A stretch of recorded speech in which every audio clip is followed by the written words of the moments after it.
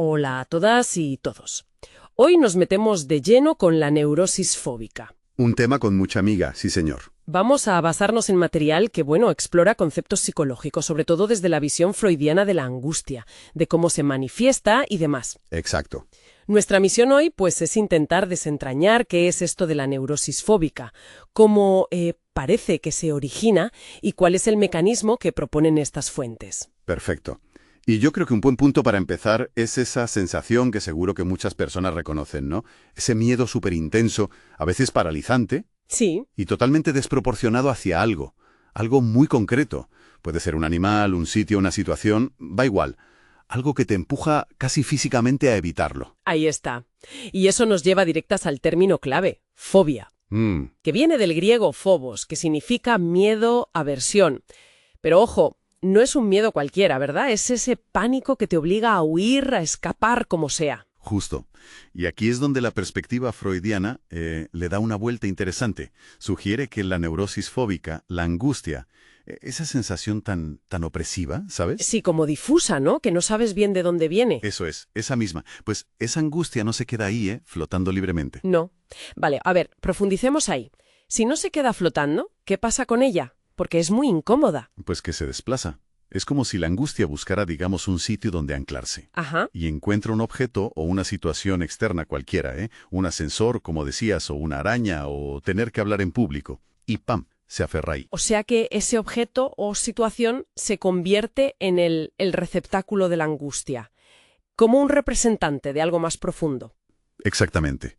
Ese elemento externo pasa a ser el símbolo de un conflicto interno que la persona, pues o no puede o no quiere afrontar directamente. Entiendo la idea. Es como si esa angustia de dentro, que no tiene ni nombre ni forma clara, necesitara una etiqueta, algo visible a lo que poder tenerle miedo.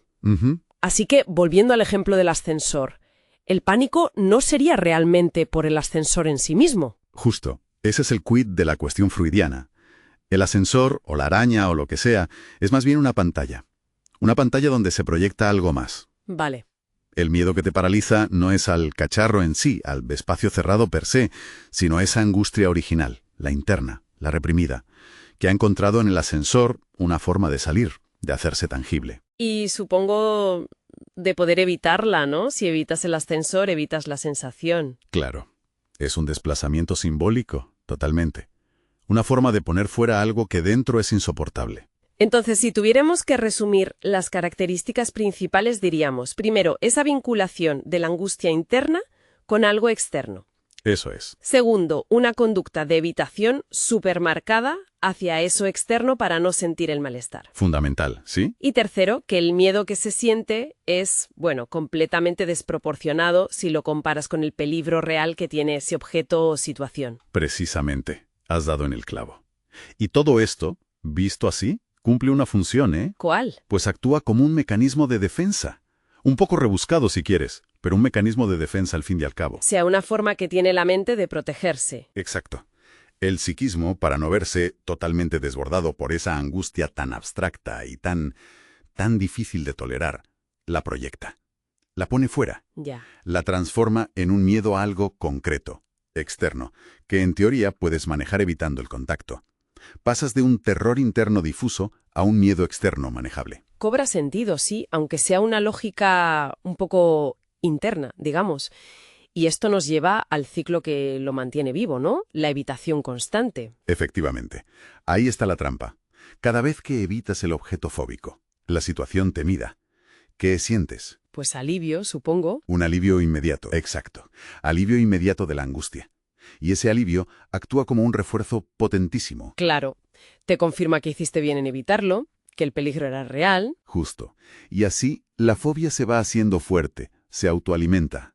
Cada evitación la refuerza, y cada vez es más difícil romper ese ciclo. La persona nunca llega a exponerse, a comprobar si de verdad ese miedo tiene base en la realidad actual. Entendido. Entonces, la conclusión clave que podemos sacar de estas fuentes es que la neurosis fóbica, desde esta perspectiva freudiana, no es un simple miedo tonto o irracional. No, para nada. Es más bien una estrategia, bastante compleja de hecho, del inconsciente para lidiar con una angustia muy profunda, poniéndola fuera. Así es. Podríamos decir que, aunque parezca paradójico, cumple una función protectora para el yo, para esa parte nuestra que intenta gestionar la realidad y mediar con nuestros impulsos. Aunque el precio sea alto, claro, limita mucho la vida. Sin duda, el precio es limitar la libertad, la vida de la persona. Pero bueno, protege de un conflicto que está debajo, que en ese momento, pues, resulta demasiado doloroso o amenazante como para mirarlo de frente. Queda bastante más claro ahora, sí. Y bueno, para terminar y dejar algo ahí flotando para pensar. A ver. Si la neurosis fóbica es esta forma tan particular de mandar la angustia hacia afuera, ¿qué otras manifestaciones o, no sé, soluciones creativas podría encontrar nuestro inconsciente para manejar esos conflictos internos que nos cuesta tanto afrontar? Buena pregunta para darle vuelta, sí señora. Las estrategias del inconsciente son, desde luego, de lo más variadas.